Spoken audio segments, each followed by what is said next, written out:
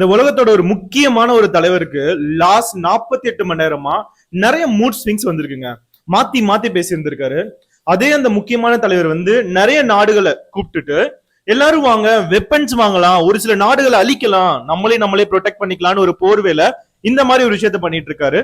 மூணாவது ஒரு ஷாக்கிங்கான ஒரு இன்ஃபர்மேஷன் என்ன தெரியுமா? அதாவது நார்த் பார்ட்ல இருக்க இந்த உலகத்துல எர்த் பிளானட்டோட நார்த் பார்ட்ல இருக்க கிரீன்லாந்து ஒரு பெரிய டெரிட்டரிங்க. அது வந்து டென்மார்க் வந்து இப்போ ஓன் பண்ணிட்டு இருக்கு. டென்மார்க் இப்போ சொந்தமான ஒண்ணு. டென்மார்க் இனிமே அது தேவையில்லை, அது வந்து யுஎஸ்ஏக்கு தான் தேவை அப்படின்னு மூணாவது ஒரு ஷாக்கிங்கான இன்ஃபர்மேஷன் சொல்லியிருக்காரு. நாலாவது விஷயம் வளரிக்கிட்டே இருந்திருக்காரு. ஆமா, புதுசா ஒரு country Islamic republic of Japan பாத்தீங்கன்னா வந்து யுஎஸ்ஏவை அட்டாக் பண்ணிருச்சு அப்படின்றத சொல்லி இருந்திருக்காரு. யார் இந்த தலைவர் அப்படின்னு பாத்தீங்கன்னா டொனால்ட் ட்ரம்ப் சார் தான். சோ பிரசிடென்ட் டொனால்ட் ட்ரம்ப் அவர் பாத்தீங்கன்னா வந்து இந்த மாதிரி லாஸ்ட் ஒரு 48 மணி நேரத்துல வந்து ரொம்ப கான்ட்ரோவர்ஷியலான நிறைய விஷயங்களை சொல்லிட்டு இருந்திருக்காரு. இது எல்லாமே எங்க நடந்துச்சு அப்படின்னு கேட்டீங்கன்னா ஒரு 2 டே நாட்டோ சமிட்ல தாங்க.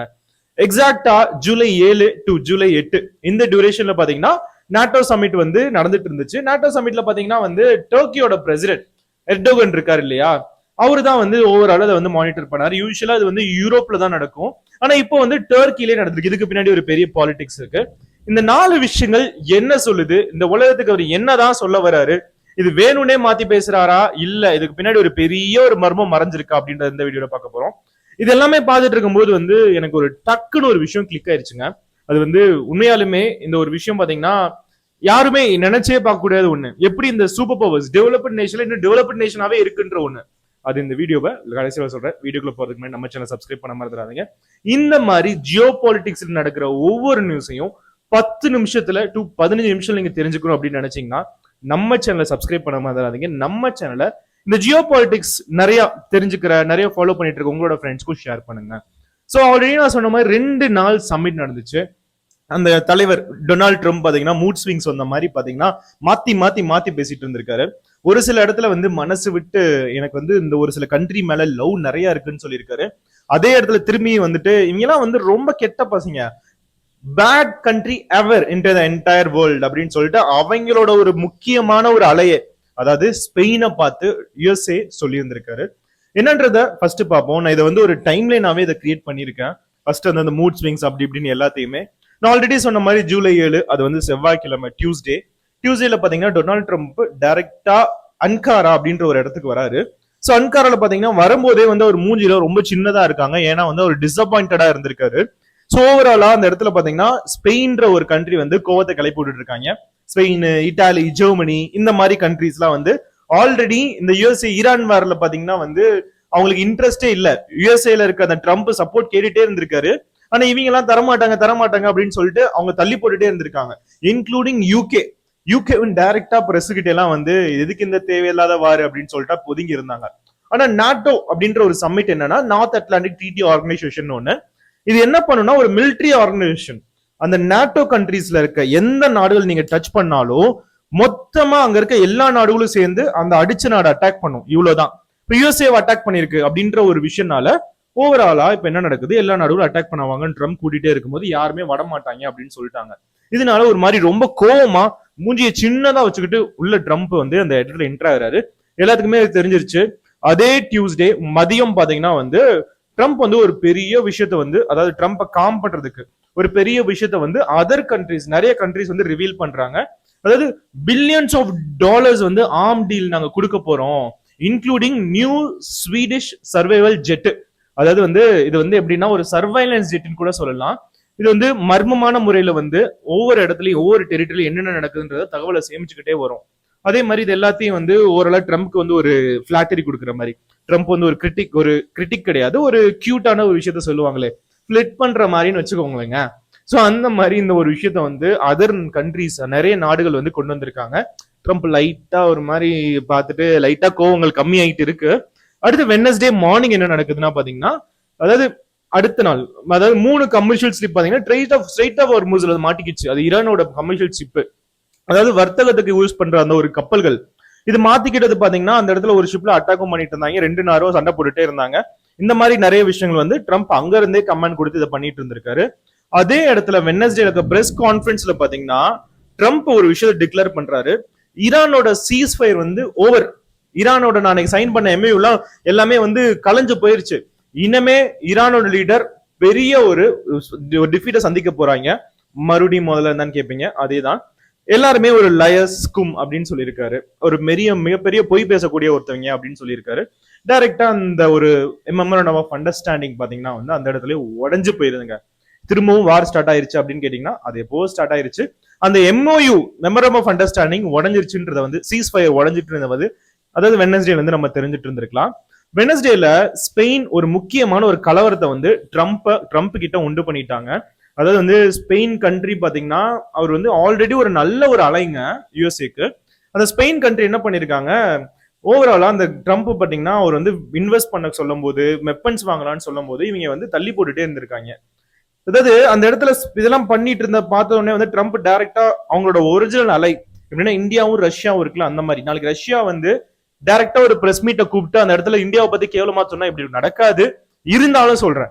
அப்படி இருந்தா எப்படி இருக்கும்? அதே மாதிரிதான் எந்த ஒரு விஷயம் எப்படின்னா வந்து ஸ்பெயினை வந்து ட்ரம்ப் வந்து பயங்கர கேவலமா பேசிட்டாரு. அதுவும் பிரஸ் கான்ஃபரன்ஸ்ல Spain is a wasted cause, cut off all the trade with Spain, please include visas, don't even talk to them, they are hopeless, they are the bad people அப்படின்னு சின்ன பிள்ளை மாதிரி பேசியிருக்காரு. இதுக்கு என்ன அர்த்தம்னா அவங்க எல்லாமே வந்து வேஸ்டான ஒரு மனுஷங்க, எல்லாத்தையும் ட்ரெயின் அதாவது ஸ்பெயின் கூட வந்து சாவகாசம் வச்சிருந்தா எல்லாத்தையும் கட் பண்ணிருங்க மற்ற நாடுகள் எல்லாமே.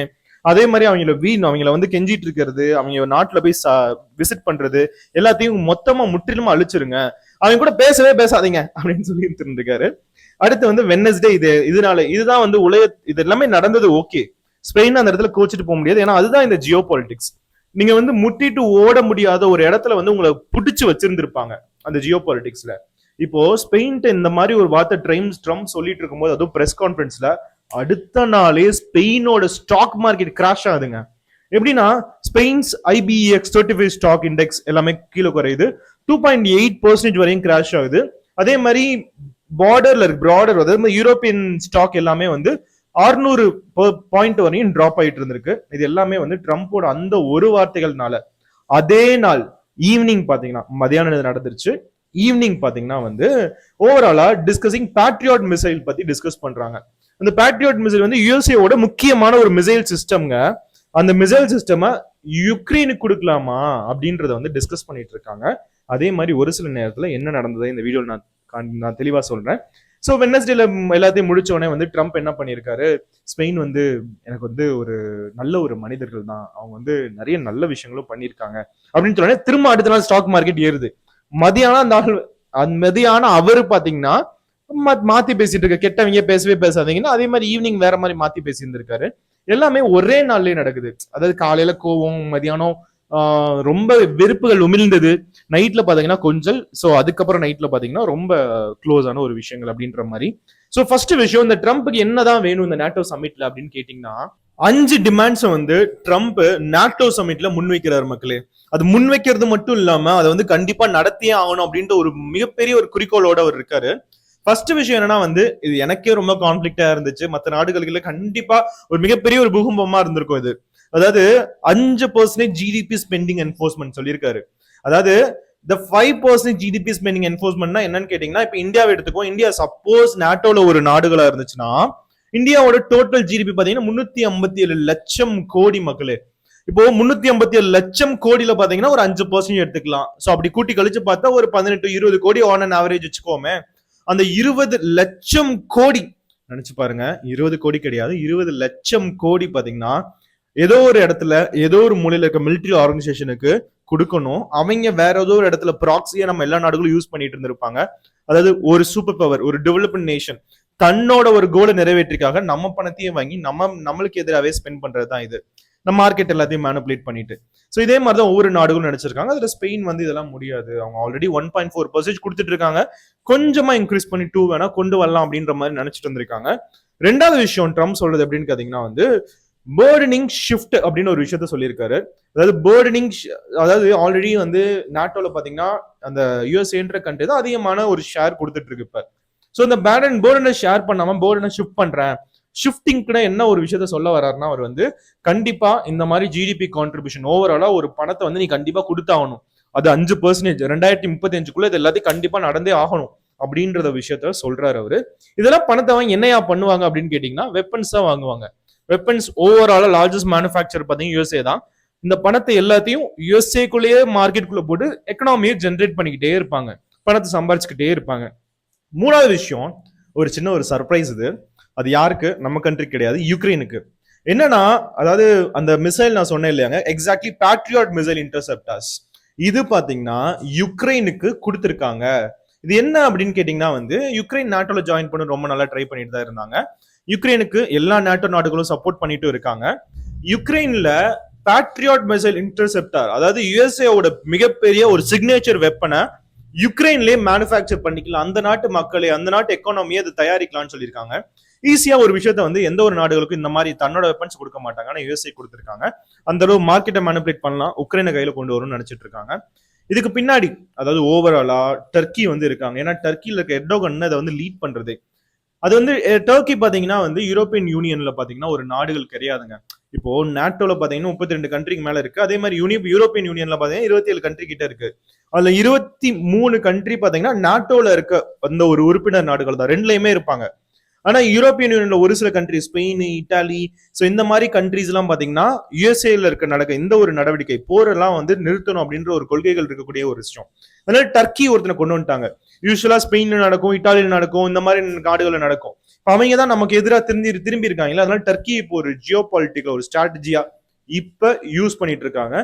அதாவது எப்படி இருக்குன்னா, ஒரு பெரிய குடும்பத்துல நிறைய பேருக்கு நிறைய சண்டைகள் இருக்கு, அதனால பக்கத்து வீட்டுக்காரர் நடுவுல கொண்டு வந்து அவர் மூலியமா நம்ம அந்த குடும்பத்துக்குள்ள போய் மீடியேட் பண்ற மாதிரி தான் இது.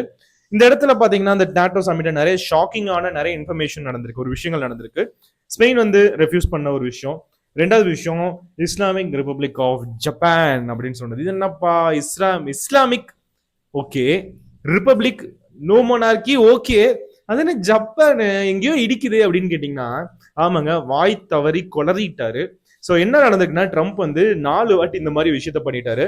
கண்ட்ரி அப்படின்னு ஒரு விஷயத்த சொல்றதுக்கு பதிலா கவுண்ட்ரின்னு அப்படின்னு சொல்லிட்டாரு. கவுண்ட்ரி டிலைட் மில்கா அப்படின்னு கேட்டீங்கன்னா அந்த மாதிரிலாம் கிடையாது, அது கண்ட்ரி டிலைட் தான். சோ என்னன்னா, கண்ட்ரிக்கா கவுண்ட்ரின்னு சொல்லியிருக்காரு. இஸ்லாமிக் ரிபப்ளிக் ஆஃப் ஈரான் சொல்றதுக்கு பதிலா இஸ்லாமிக் ரிபப்ளிக் ஆஃப் ஜப்பான் சொல்லிட்டாரு.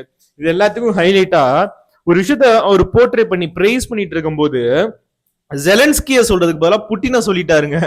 சோ இந்த மாதிரி நிறைய விஷயங்கள் வந்து நடந்துட்டு இருந்துச்சு இந்த ஒரு நாட்டோ சமிட்ல. அதாவது ஒரு 79 நியர்லி 80 வயதான ஒரு மனிதர் பாத்தீங்கன்னா வந்து இன்னைக்கு அந்த மாதிரி கொள்றது ஒரு பெரிய விஷயமா இல்ல. ஆனா வந்து நாட்டோ சமிட்ல இது மாதிரி பண்ணிட்டு எல்லாத்தையும் இந்த மாதிரி ஒரு விஷயத்த குரூப்பால யூனியன், அதை நான் கடைசியா சொல்றேன் இன்னும் தெளிவா. மூணாவது விஷயம், கிரீன்லாந்து வேணும் அப்படின்னு சொன்னதுதான். கிரீன்லாந்து வந்து ஆல்ரெடி இப்ப டென்மார்க் கிட்ட இருக்கு, டென்மார்க் தான் அதை கண்ட்ரோல் பண்ணிட்டு இருக்காங்க. இப்ப இல்ல, ஒரு ரொம்ப 350 வருஷத்துக்கு மேல அவங்க தான் வச்சுட்டு இருக்காங்க. கிரீன்லாந்து வந்து டென்மார்க்கு தேவை கிடையாது, கிரீன்லாந்து வந்து யுஎஸ்ஏக்கு தான் தேவை அப்படின்ற ஒரு விஷயத்தையும் சொல்லியிருக்காருங்க. இதுவுமே வந்து யூரோப்பியன் யூனியன்லயும் பெரிய ஒரு விஷயமா இருக்கு. டென்மார்க் உடனே ஸ்டேட்மெண்ட் விட்டுட்டாங்க. அதாவது நாட்டோ ஒரு அடி எடுத்து வச்சாலும் ஒருத்தரவளும் சும்மா விட மாட்டோம்னு சொல்லிட்டு டென்மார்க் சொல்லிட்டாங்க கிரீன்லாண்டை தொட்டா. அதே மாதிரி எல்லாத்துக்கும் மேலங்க இது எப்படின்னா இருக்குன்னா, ஓவராலா இந்த ஒருங்கிணைப்பு எது கிரியேட் பண்ணாங்கன்னா ஒரு ஒற்றுமைக்காக தான். யாரையும் யாரும் அட்டாக் பண்ணிடக்கூடாது, எல்லாரும் ஒன்றிணைந்து ஒருங்கிணைப்பா நம்ம எதிர்த்து வர நாடுகளை போய் அட்டாக் பண்ணிடணும் அப்படின்ற ஒரு விஷயத்தினால இதை கிரியேட் பண்ணுது. இன்னைக்கு ஒரு மனிதன் உள்ள வந்து அவரை 48 மணி நேரம் கண்ட்ரோல் பண்றதே ஒரு மிகப்பெரிய சவாலா இந்த எல்லா நாடுகளுக்குமே இருந்திருக்கு. நேட்டோ நாடுகள் நான் சொல்றேன். அவர் என்ன சொல்லுவாரு, அடுத்து ஏதோ ஒரு விஷயத்த சொல்லுவாரு. ஏன்னா அவர் ஒவ்வொரு வார்த்தைகளை விடும் போதெல்லாம் ஸ்டாக் மார்க்கெட் எல்லாம் கிராஸ் ஆகுது, மக்கள் வந்து நம்பி பணத்தை அந்த கண்ட்ரி மேல போட மாட்டிறாங்க. இந்த மாதிரி விஷயங்கள் நடக்குது. சோ இப்ப எல்லாமே நடந்துட்டு இருக்கும் போது இந்த மாதிரி ஒரு ரூடான ஒரு மனிதர் பாத்தீங்கன்னா இன்னமும் யுனைட்டிய கொலாப்ஸ் பண்ணிட்டு தான் இருக்காருன்னு என்னோட ஒரு கருத்தா இருக்கு. ஏன்னா மக்களோட ரியாலிட்டியும் அந்த நாடுகளோட ரியாலிட்டியும் அப்படி கிடையாது. அதாவது இந்த 32 கண்ட்ரிஸ், அந்த நாட்டோவோட கண்ட்ரிஸ், இவங்க அதாவது ட்ரம்ப்போட அந்த ஒரு விஷயத்த பாத்தீங்கன்னா கம்ப்ளீட்டா ஒன்றிணைந்து முழுமனதா இவரோட அந்த டெசிஷனையும் அந்த ஐடியாஸையும் ஒன்றிணைக்கவே இல்லை, ஒத்துக்கவும் கிடையாது. இதே இதுல யுஎஸ்ஓட செனேட்ல இன்னொரு பார்ட்டி அவங்களும் வந்து இந்த மாதிரி மீட்டிங்லாம் நடந்தா வருவாங்க. அவங்க வந்து டைரக்டா பிரஸ் கிட்ட போய் எங்களோட பிரசிடென்டோட ஐடியாவை நாங்களே நம்ப மாட்டோம்னு சொல்லி இருந்திருக்காங்க. யுஎஸ்ஏலையும் அப்போ ஒரு பிரிவினை இருக்கு, அவங்களோட செனேட்லயும் பாத்தீங்கன்னா இன்னொரு குரூப் இருக்காங்கன்றது நல்லா தெரியுது. எப்ப வேணாலும் என்ன வேணாலும் நடக்கலாம். திரும்பவும் வந்து இந்த இருக்க ரீசெண்டான எலெக்ஷன்ல யுஎஸ்ஏல இருக்க லோக்கல் எலெக்ஷன்ல இன்னும் செனேட்டோட சீட் அதிகமா இருக்கலாம். சப்போஸ் செனேட்டோட சீட் அதிகமா இருந்துச்சுன்னா ட்ரம்ப் எடுக்கிற ஒவ்வொரு முடிவுகளும் பாத்தீங்கன்னா வீட்டோ பவர் இருந்தாலும் அதையும் இந்த செனேட்ல இருக்க மெஜாரிட்டி மூலியமா கொலாப்ஸ் பண்ணலாம், அதாவது அதை நடக்க விடாம பண்ணலாம், வீட்டோ பவரை நிறுத்த முடியும் அப்படின்ற ஒரு விஷயம் இருக்கு. ட்ரம்ப் என்னதான் பண்ணுவாரு இன்னும் கொஞ்சம் நம்ம பொறுத்து இருந்து பார்க்கணும். ஒவ்வொரு வாட்டியும் இந்த மனிதர் பாத்தீங்கன்னா ஒவ்வொரு இடத்துலயும், அதாவது ட்விட்டர்ல இருக்கட்டும், ட்ரம்ப் ட்ரூத் சோஷியலா இருக்கட்டும், எல்லாத்துலயும் கொலாப்ஸ் ஆன, அதாவது கன்ஃபியூஸ்ட் ஆன, நம்ம தான் ஒரு டேர்ம் கொடுத்துருக்கோம், மூட் ஸ்விங்ஸ் ஆன நிறைய ஸ்டேட்மெண்ட் கொடுத்துட்டே தான் இருக்காரு. நீங்க இவரை பத்தி என்ன நினைக்கிறத கமெண்ட்ல தெரியுங்க. வேற ஒரு சந்திக்கிறேன். அது வரையும் மிக்க நன்றி. சேனலை சப்ஸ்கிரைப் பண்ண மறந்துடாதீங்க. பாய்.